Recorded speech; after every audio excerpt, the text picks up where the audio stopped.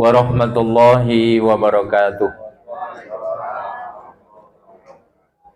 Innal hamdalillah nahmaduhu wa nasta'inuhu wa nastaghfiruh wa na'udzu billahi min sururi anfusina wa min sayyiati a'malina. May yahdihillahu fala mudhillalah wa may yudlil fala hadiyalah. Asyhadu an la ilaha illallah wahdahu la syarikalah wa asyhadu anna Muhammadan abduhu wa rasuluh la nabiyya wa rasula ba'dah. Allahumma salli wa sallim wa barik ala Muhammad wa ala alihi wa ashabihi wa man tabi'ahum bi ihsanin ila yaumil qiyamah. Wa qala Allah ta'ala fi kitabil karim, bismillahirrahmanirrahim, ya ayyuhalladzina amanu taqullaha haqqa tuqatih wa la tamutunna illa wa antum muslimun. Wa qala aidan bismillahirrahmanirrahim, wa atimmul hajja wal umrata lillah. Al-ayah Quran surat Al-Baqarah ayat 196. Amma ba'd. Para alim, para ulama, para asatidz yang saya muliakan, saya hormati, bapak-bapak, ibu-ibu, jamaah pengajian tasyakuran dalam rangka pelaksanaan ibadah umroh yang saya hormati, dan juga kepada saudara saya Mas Putra, keluarga tentunya, yang insya Allah malam hari ini sengaja mengundang kita di majelis yang mulia ini untuk minta doa restu kita semua sehubungan dengan rencana beliau untuk menunaikan umroh ke Baitullah yang saya hormati. Dan juga ada insya Allah akan berangkat juga Bapak Zalmasri Putra, juga Bapak Yusuf Putra Febriano, Ibu Zainuba Muslimin, dan Ibu Yusnida Febriani Harahap, yang mudah-mudahan saudara-saudara kita yang akan berangkat umroh ini diberikan kekuatan, kesiapan jasmani rohani oleh Allah Subhanahu wa taala sehingga nanti bisa melaksanakan ibadah umroh secara maksimal. Amin. Bapak Ibu, pertama-tama tentunya kita bersyukur kehadirat Allah Subhanahu wa taala. Pada malam hari ini kita dikumpulkan di majelis ini dalam rangka sekali lagi memberikan doa restu atas niat keberangkatan saudara-saudara kita untuk berangkat umroh ke tanah suci. Dan kita yakin doa kita sangat dibutuhkan. Apalagi perjalanan ke tanah suci itu bukan perjalanan yang mudah, penuh dengan berbagai macam ujian. Kemudian salawat dan salam Allah tetapkan atas baginda Rasulullah Muhammad sallallahu alaihi wasallam, kepada keluarga, para sahabat, dan kita sekalian yang senantiasa istiqomah di dalam mengikuti sunnah-sunnahnya ila yaumil qiyamah. Amin ya rabbal alamin. Sebelum saya melanjutkan sedikit ceramah, saya minta maaf barangkali tadi saya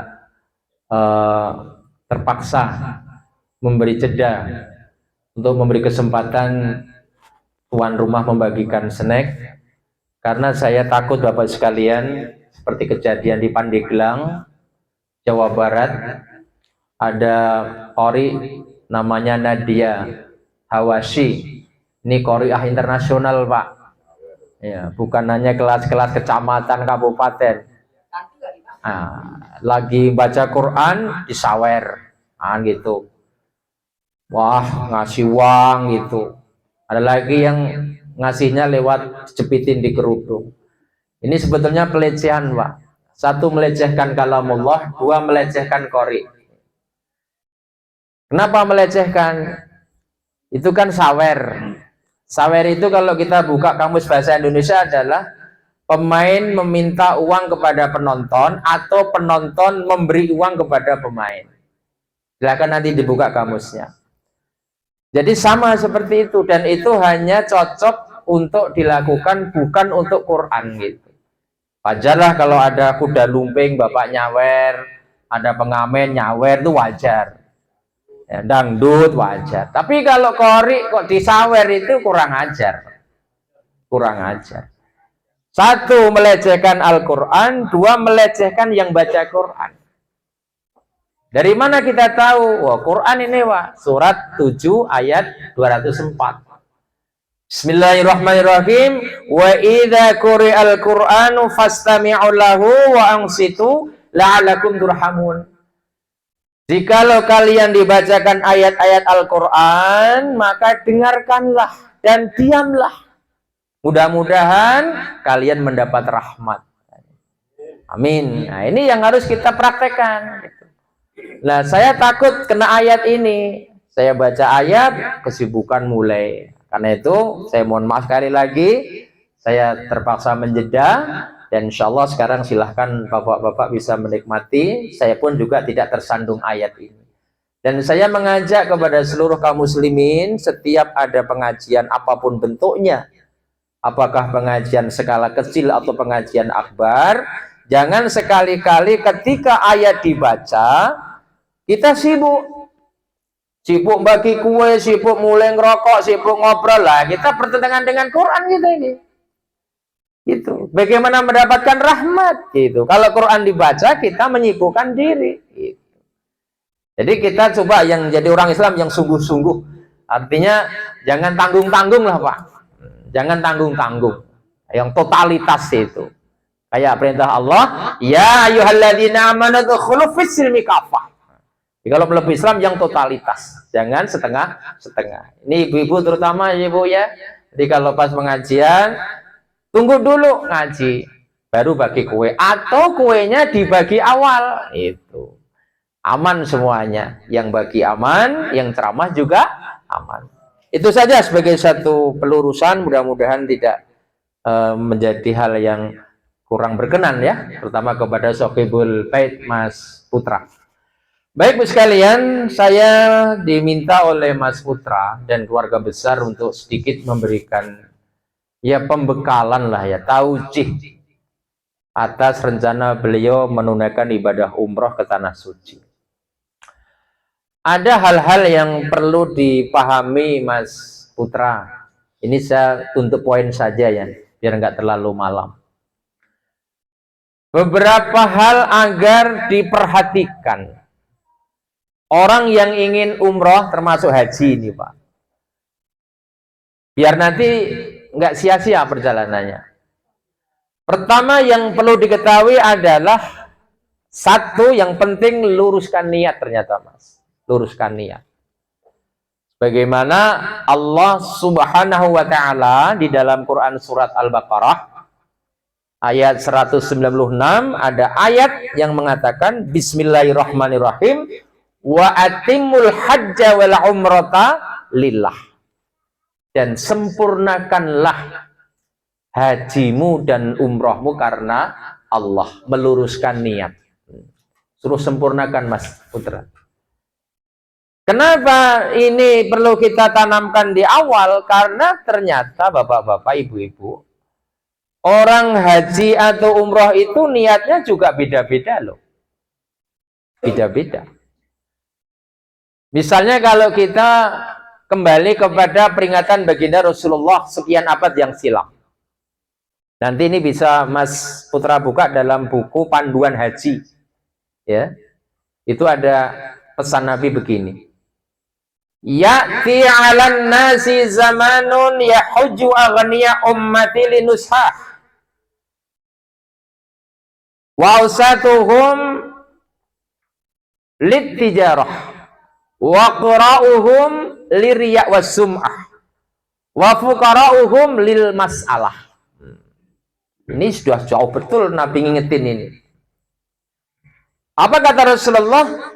Kelak akan datang menimpa umatku, umat Islam berarti, orang berangkat haji atau umroh, orang-orang kaya, aghnia, berangkat haji atau umroh, untuk apa?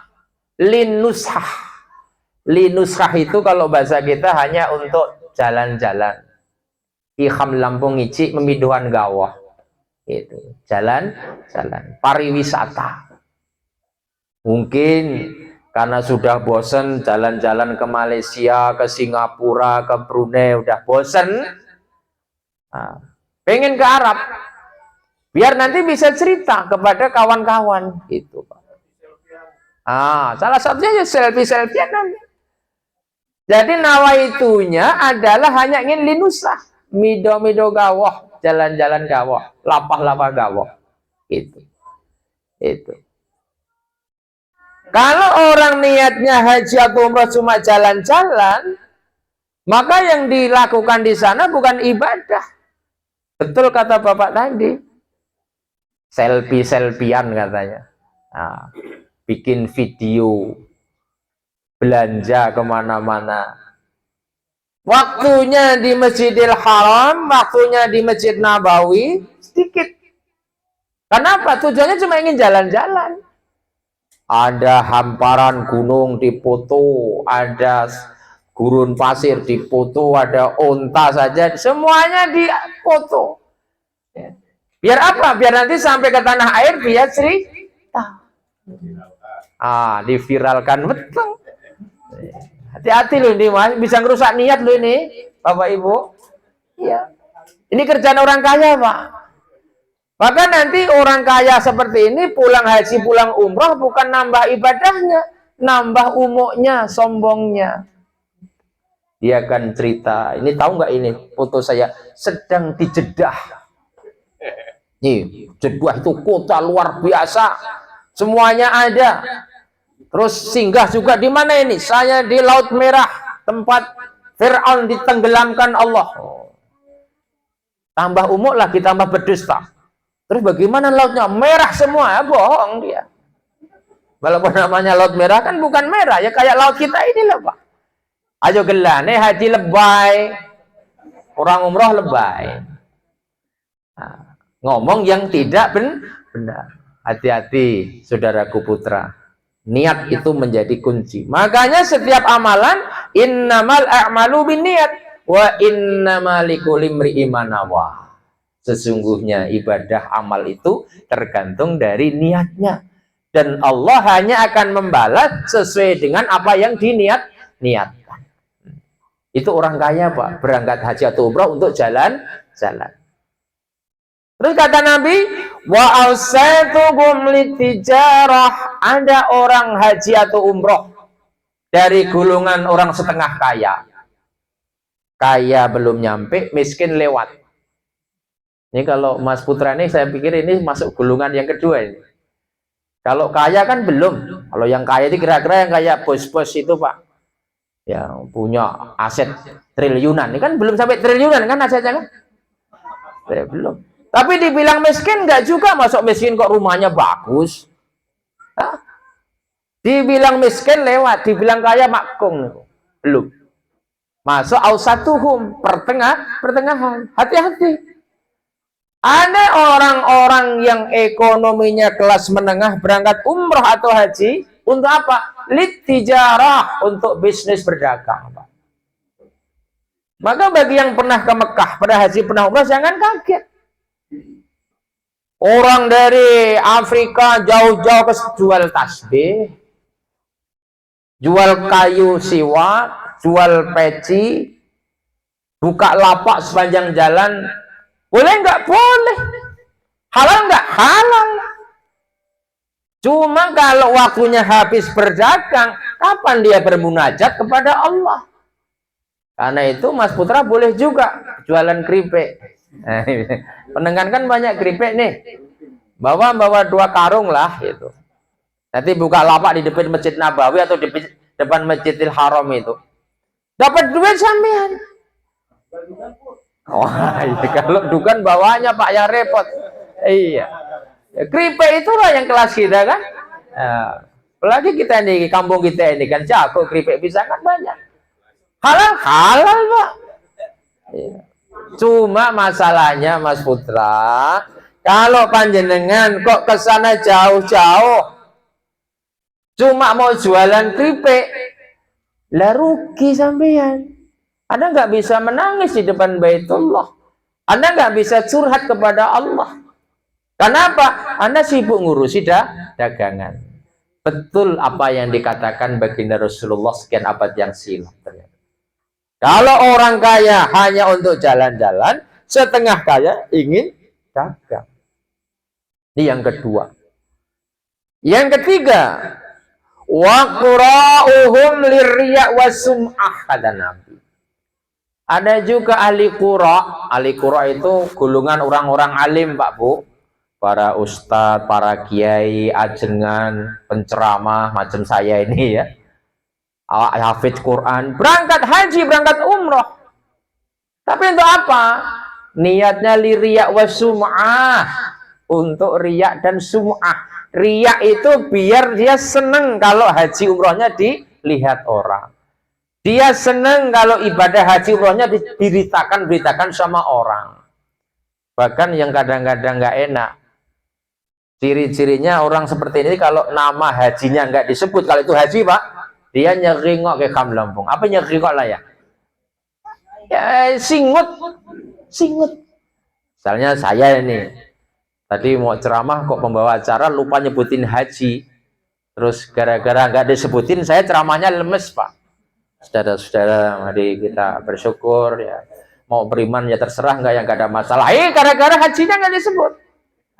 Begitu hajinya disebut, lantang saya ceramah naria ini Pak namanya. Iya, makanya orang Indonesia sajalah ya, yang kadang-kadang haji itu disematkan di namanya. Di Malaysia aja nggak ada itu. Bahkan Imam Masjidil Haram, Masjid Nabawi itu Pak, syekh itu nggak ada profesor doktor hajinya, nggak ada Pak. Orang Indonesia inilah yang senang pakai label-label haji. Boleh nggak? Boleh, asal untuk jadi peringatan. Misalnya dipanggil Pak Haji akan menjadi kontrol. Kalau umroh kan nggak ada Pak umroh kan ya. Nah, kan nggak enak kalau misalnya udah pulang haji kok di gardu ujung sana itu jam 2 malam haji nyeblak kartu, kan nggak enak. Assalamualaikum Pak Haji, baru ngelempar kartu. Mama, wah ya Allah, haji cadang nggak bagus. Untuk kontrol. Kalau nggak dipanggil Pak Haji, nggak usah masalah. Nggak dipanggil Pak Umroh, nggak masalah. Artinya apa Mas? Diingetin. Yang diperlukan bukan panggilan umroh atau haji, tapi yang dibutuhkan Allah ketundukanmu terhadap perintah Allah Subhanahu wa Ta'ala. Orang mau manggil haji terserah, nggak manggil terserah, dipanggil umroh terserah, enggak pun terserah, nggak ada urusan saya. Nah, ini justru penyakit ini menimpa kepada ahli qura, Pak. Para ustadz-ustadz, para kiai-kiai itu. Ini apa? Ini ancaman. Lah yang terakhir, wal fuqara'uhum lil mas'alah. Ada lagi orang-orang miskin, sebenarnya belum istitoah, belum mampu dia. Ini berangkat haji, berangkat umroh. Niatnya apa? Lil mas'alah, untuk minta. Maka di musim haji itu kan banyak kita lihat pemandangan baik.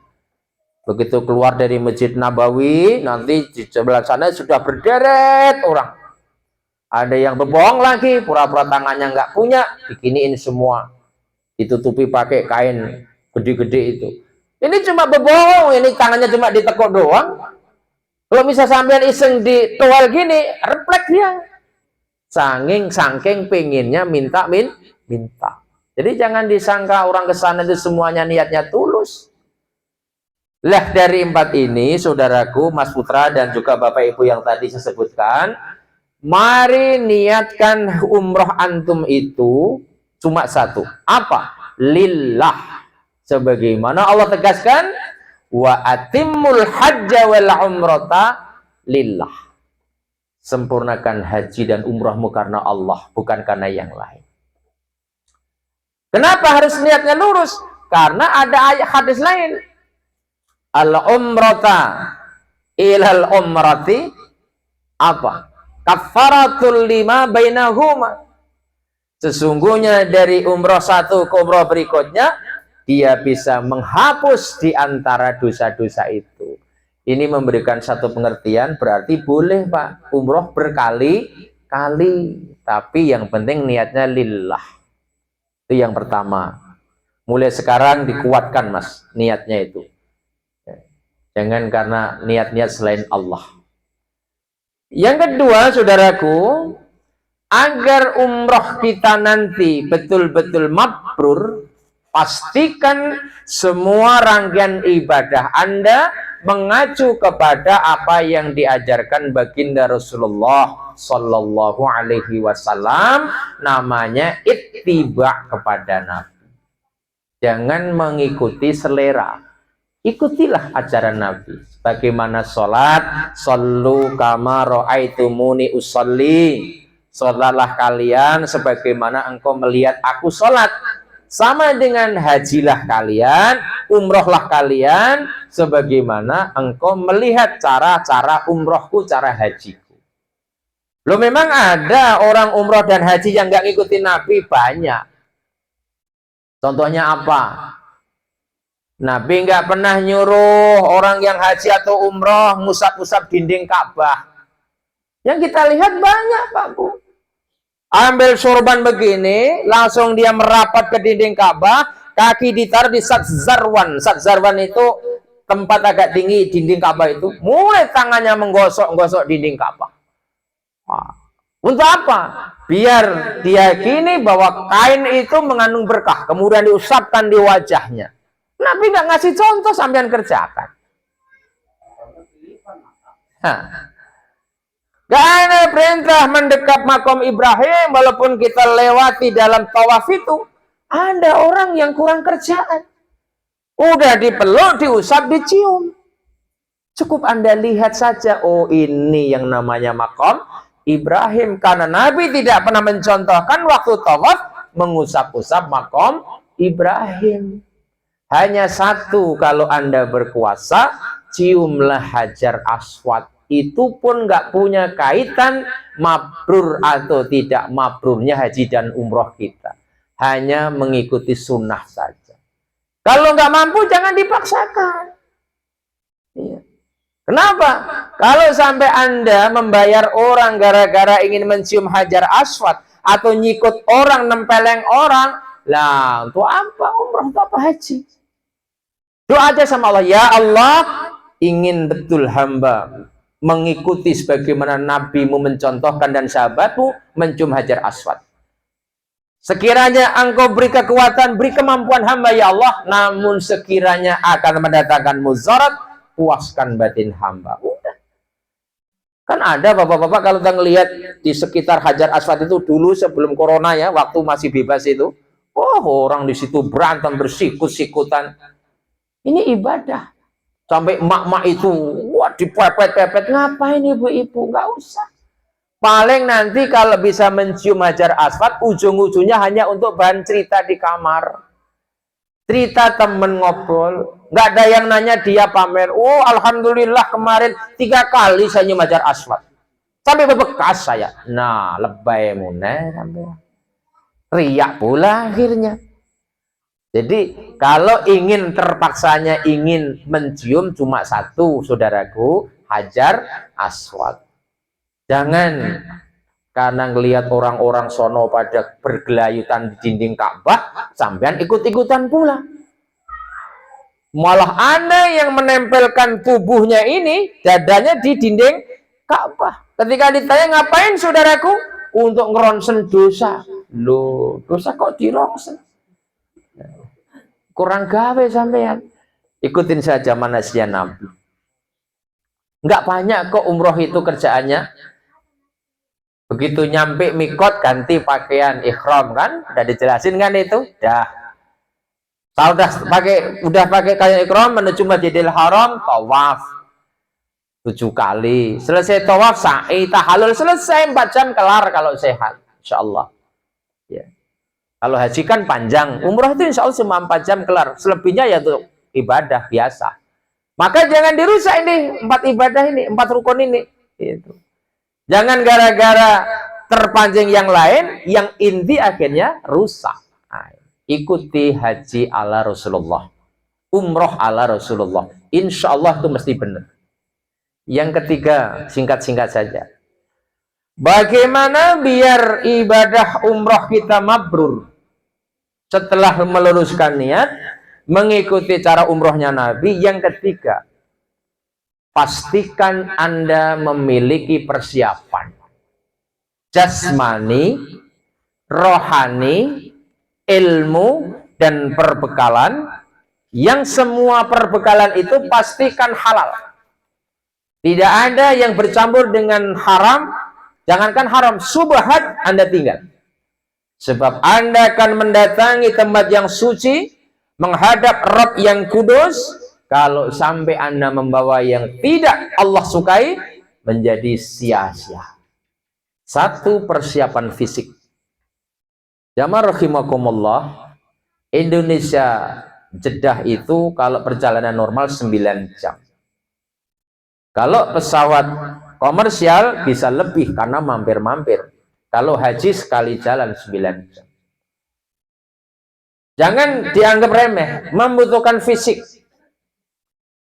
Sampai di Jeddah menunggu urusan paspor visa itu makan energi juga. Belum nanti menuju ke Mekah, kemudian masuk ke Maktab, kemudian tawaf, itu juga energi juga. Makanya hal-hal yang membuat tidak sehat mulai sekarang ditinggalkan. Begadang itu katanya sih, kata Omai Rama, tidak sehat. Maka jangan begadang. Merokok, mohon maaf bagi bapak yang merokok, ya kan bapak nggak mau umroh nih, makanya ngerokok nggak apa-apa. Yang mau umrah, merokok banyak, jangan ngerokok dulu. Sehatkan dulu, olahraga yang kuat. Kenapa? Itu ibadah fisik umroh itu, Pak. Umroh haji ibadah fisik. Dibutuhkan tenaga yang prima. Berhimpit dengan orang-orang yang gede-gede. Kalau kita nggak memiliki fisik yang prima, ya nggak maksimal. Dan gitu. Kesiapan jasmani. Rohani. Artinya mulai sekarang taubat. Taubat kepada Allah. Karena kita ingin bersih diri. Membersihkan diri. Banyaklah istighfar. Jaga sholat 5 waktu. Kuatkan dengan sholat sunnah atau sholat tatawwu.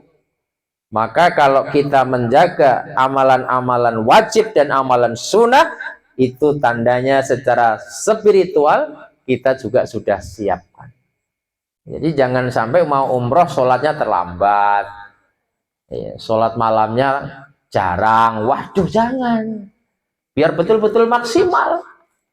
Itu. Apalagi nanti di sana Mas Putra, cuma ibadah. Sholat malam lah di pelataran Masjid Nabawi sana, atau di Masjidil Haram sana. Oh, luar biasa, Pak. Anda berdoa itu nyus, berdoa itu langsung. Mustajabah. Itu. Kesiapan spiritual. Dan bekal. Pastikan bekal yang Anda bawa, sekecil apapun, tidak ada unsur subhat, apalagi haram. Jangan berangkat haji atau umroh, merampas harta waris saudara. Jangan. Atau Anda berangkat umroh atau haji, ngutang duit ke bank pakai bunga, jangan. Berarti belum istitoah.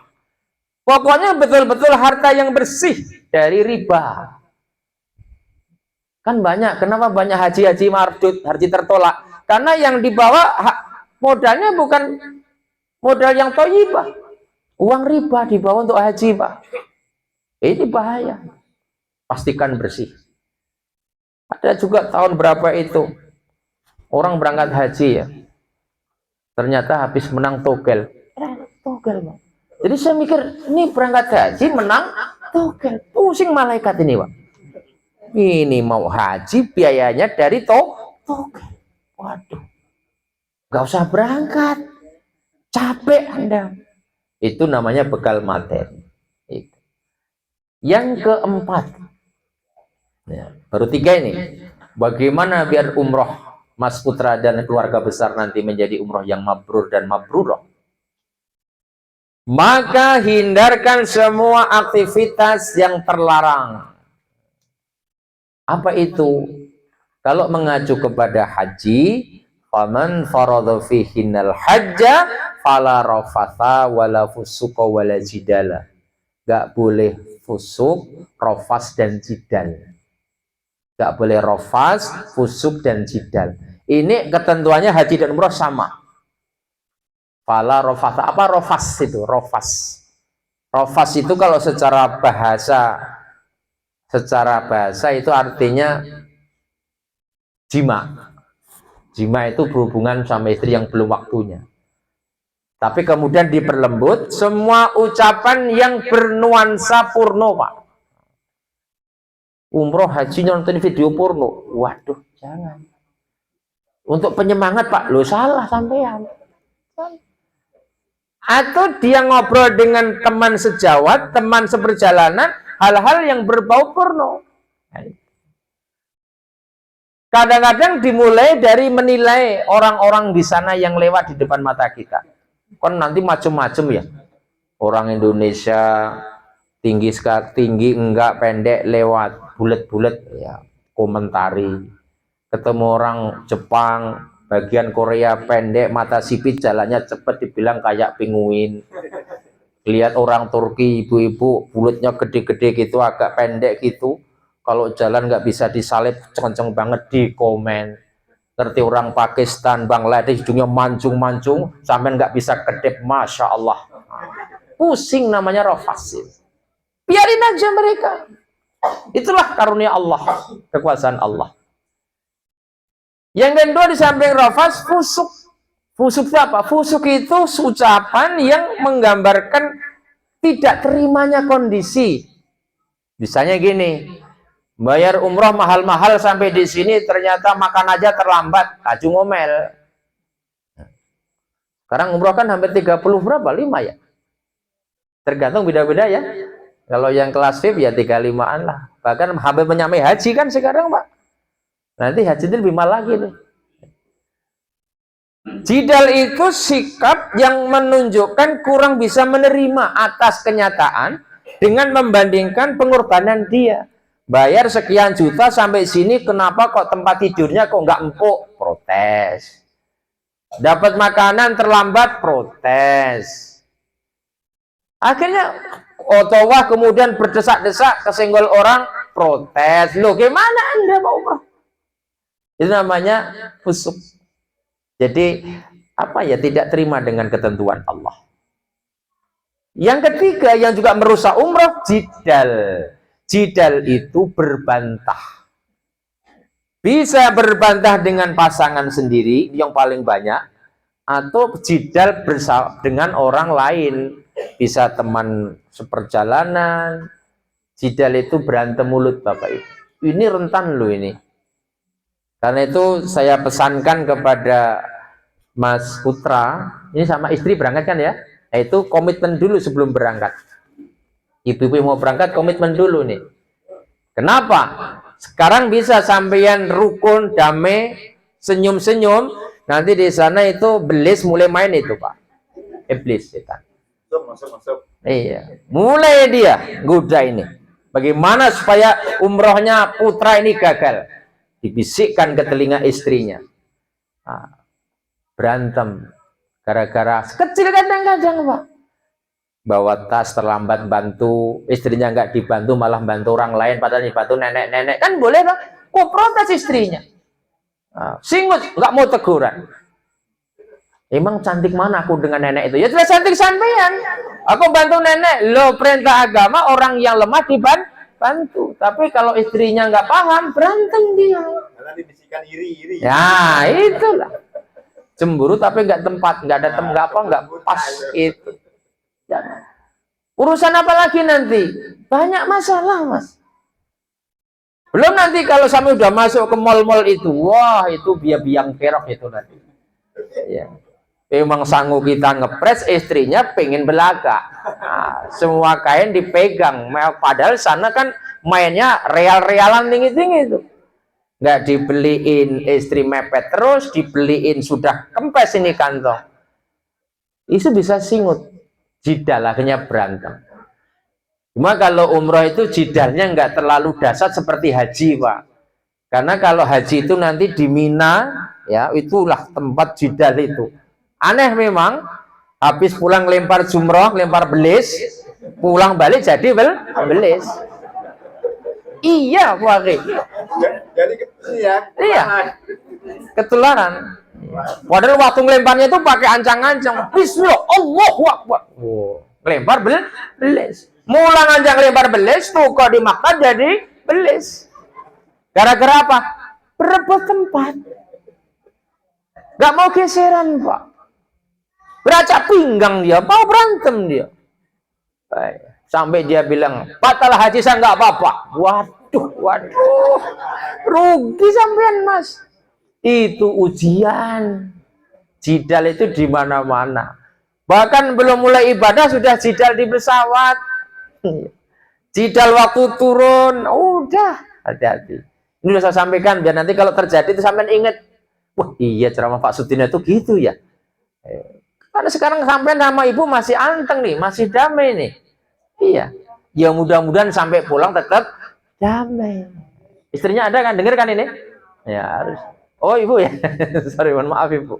Oke, hati-hati bu ini. Kemudian yang berikutnya, agar umroh kita diterima dan menjadi mabrur dan mabrurah, ya, habiskan, maksimalkan waktumu selama di sana untuk bermunajat kepada Allah. Lebih banyakkan berdekat kepada Allah daripada berdekat kepada dunia. Maksudnya bagaimana? Boleh sekali-sekali panjenengan ke mall, ke keliling Mekah itu apa di sekitar Masjidil Haram kan semua kan mall-mall itu. Tapi porsinya jangan dibalik. Jangan 10 jam habis di mall, giliran di ibadah cuma 10 menit. Wah, nggak pas itu. Belum semua orang, tidak semua orang loh Bapak Ibu diberi kesempatan ke sana. Coba orang sekian ini Pak, yang mau berangkat umroh kan hanya 5 orang, 6 orang kan? 4 orang kan? Besok berangkat? Belum. Berangkat kan? Insya Allah. Insya Allah. Bapak berangkat? Enggak besok ini. Belum kan? Loh, sama ini pilihan loh. Ibu-ibu yang di dalam berangkat semua enggak? Enggak, cuma nganter doang sampai. Makanya ketika sampai di sana jangan disia-siakan. Ya. Apalagi haji sekarang mau berangkat haji ngelangut Pak mikirnya. Boleh sampean punya duit, boleh badannya sehat, tapi kotanya harus nunggu berpuluh-puluh tahun. Makanya kalau ingin berangkat haji, mumpung masih muda-muda itu berangkat Pak. Cuma belum bisa daftar ya, berarti ya tawakal saja. Jadi maksimalkan. Banyaklah sampean di dalam Masjidil Haram itu. Bangun jam 2, waduh nikmati sholat malam di sana, Mas. Masya Allah. Setiap dinding Quran, buka Quran itu mungkin selama di sini jarang buka Quran, buka Quran, Pak. Buka aja nggak usah dibaca, buka satu. Sini kan namanya pegawai kan buka kwitansi, nota gitu, ya besok bukain Quran. Betul. Iya, minimal itu dibuka dulu, kalau lama-lama kan nanti dibaca. Buka bisa, Bismillah saja, buka Bismillahirrahmanirrahim, Bismillah, Bismillah aja. Jangan main Pak, itu luar biasa pahalanya. Jadi jangan malah banyak bukain HP. Kebalik, ini mau sampai Mekah Madinah bukan buka Quran, bukain HP, teleponan terus. Udah gitu keluarganya yang di Kalianda, di Bako, di Penengan, telepon terus. Apa kita kabarmu nak? Allah. Ya sudahlah, pasrah sama Allah. Iya. Sekali-sekali boleh, tapi jangan tiap malam video callan. Itu. Udah, manfaatkan, bermesra-mesra dengan Allah di sana, Bu. Yakin itu. Itu. Nanti ketagihan sampean insyaallah. Amin. Amin. Yang berikutnya, hampir habis ini, Pak. Gak usah khawatir. Syarat biar umroh panjenengan semua mabrur dan mabrurah. Tanamkan rendah hati kepada sesama manusia dan rendah diri di hadapan Allah. Kalau antum bisa umroh, Anda jangan menganggap lebih karena yang lain juga bisa umroh. Maka ketika kesempatan ini diberikan Allah, tanamkan tawadhu dan tadharru. Kalau tadharru kepada Allah, tawadhu kepada sama manusia. Nah, ini yang perlu dipahami. Dan nggak perlu kok dicerita-ceritakan ibadah itu, Pak. Kan nggak ada untungnya saya cerita dengan Bapak. Semalam saya sholat malam gini. Apa untungnya? Bisa merusak ibadah. Sembunyikan, rahasiakan saja. Urusan kita dengan Rabb kita. Rendah hati. Ya, makanya itu terlalu banyak memposting Aktivitas ibadah juga perlu dikurangi, perlu dijaga. Takutnya setan tuh lembut di diri kita. Wah, itu. Kepada Allah tadarru, rendah diri. Menjadilah kita orang-orang yang merasa terhina, merasa hina, dan kita sedang menghadap kepada zat yang maha jali, maha gagah. Nah, itu. Maka kalau perasaan itu tertanam, ini tanda-tanda umroh yang diterima Allah Subhanahu wa taala. Amin. Dan yang terakhir, biar umroh kita nanti diterima Allah Subhanahu wa taala. Maksimalkan diri. Maksimalkan diri dalam setiap perilaku ibadah itu, jangan pernah cengeng. Misalnya nanti ada syariat namanya rukun sa'i. Sa'i itu kan sa'a, usaha dari sofa marwa, ila ilu, bulak balik gitu kan. Jangan lemah, maksimalkan. Tawaf maksimalkan. Toh nggak terlalu banyak. Nah, inilah 7 syarat agar umroh atau haji kita ya diterima Allah Subhanahu wa taala. Dan sebelum saya akhiri, Mas Putra dan keluarga besar, ada pesan yang perlu saya ingatkan. Kalau ingin meraih umroh yang sempurna, maka di samping memahami 7 tadi, maka kuncinya pahamilah rahasia dari rukun-rukun umroh. Hikmah dibalik rukun umroh. 1, rukunnya ikhram. Ditandai dengan menanggalkan pakaian-pakaian biasa, diganti dengan pakaian putih-putih bagi laki-laki 2 lembar tanpa jahit, perempuan sama seperti itu, Ibu. Untuk apa itu? Untuk menggambarkan betapa kita ini datang ke muka bumi telanjang, nanti balik juga telanjang. Pakaian umroh, pakaian ikhram. Maka kalau kita sudah pakai pakaian ihram, jangan lagi ada sikap takabur. Anda jangan membanggakan harta, membanggakan kedudukan. Itu simbol, Pak.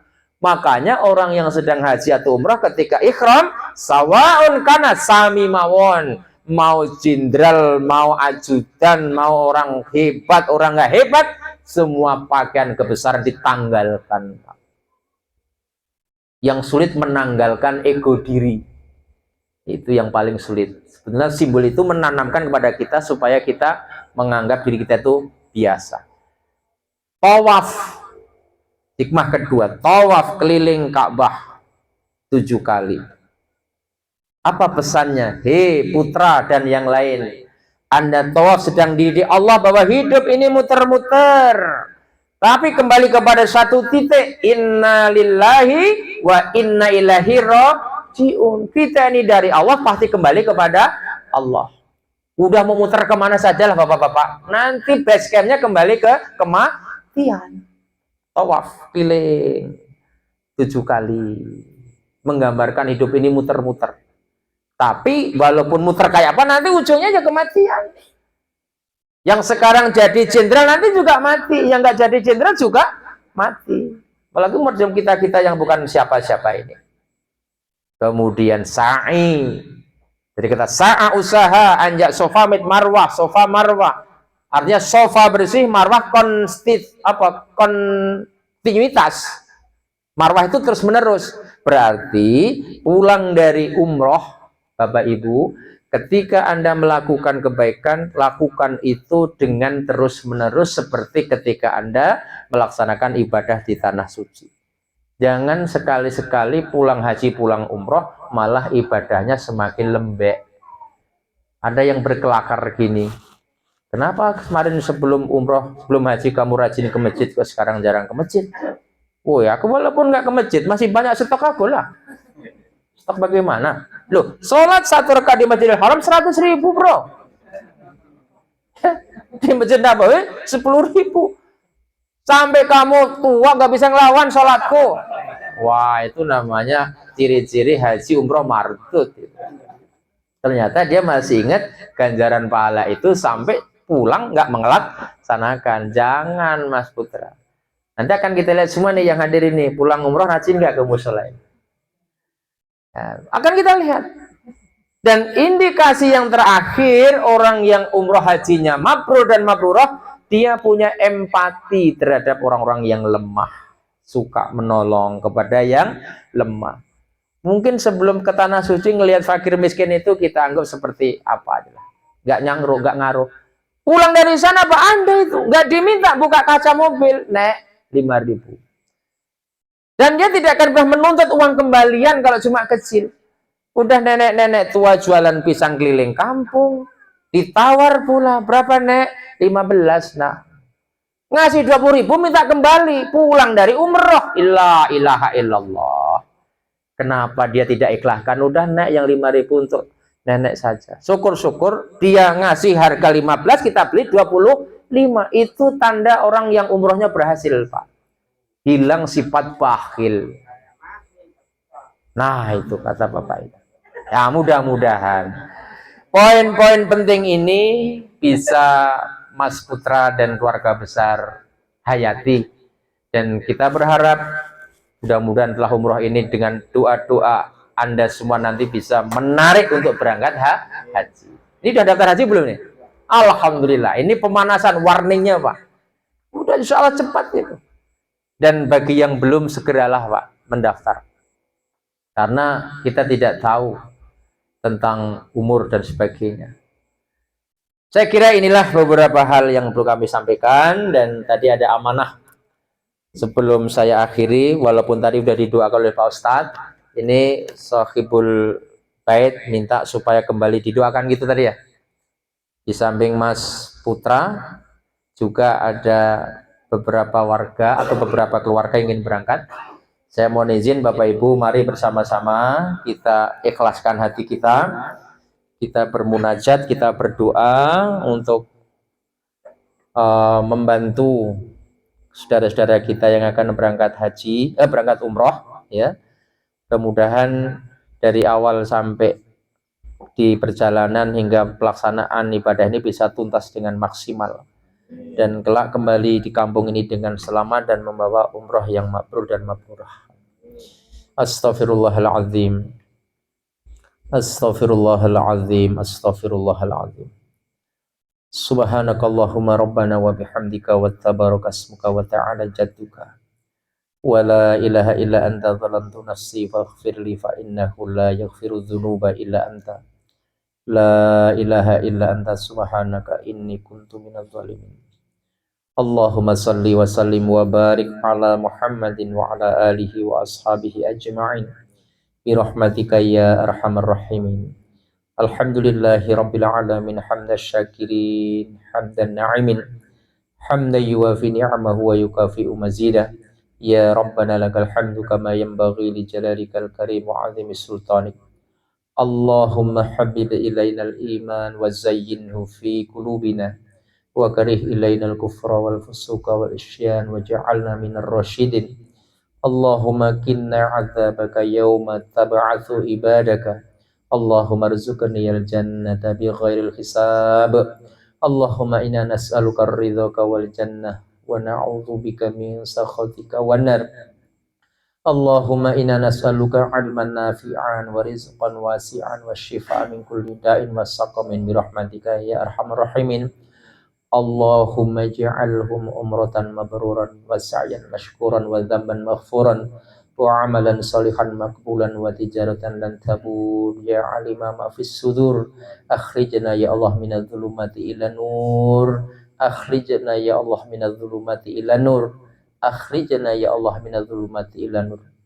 Allahumma inna nas'aluka salamatan fid din wa afiyatan fil jasadi wa ziyadatan fil ilmi wa barakatan fil rizqi wa taubatan qabla al maut wa rahmatan 'inda al maut wa maghfiratan ba'da al maut.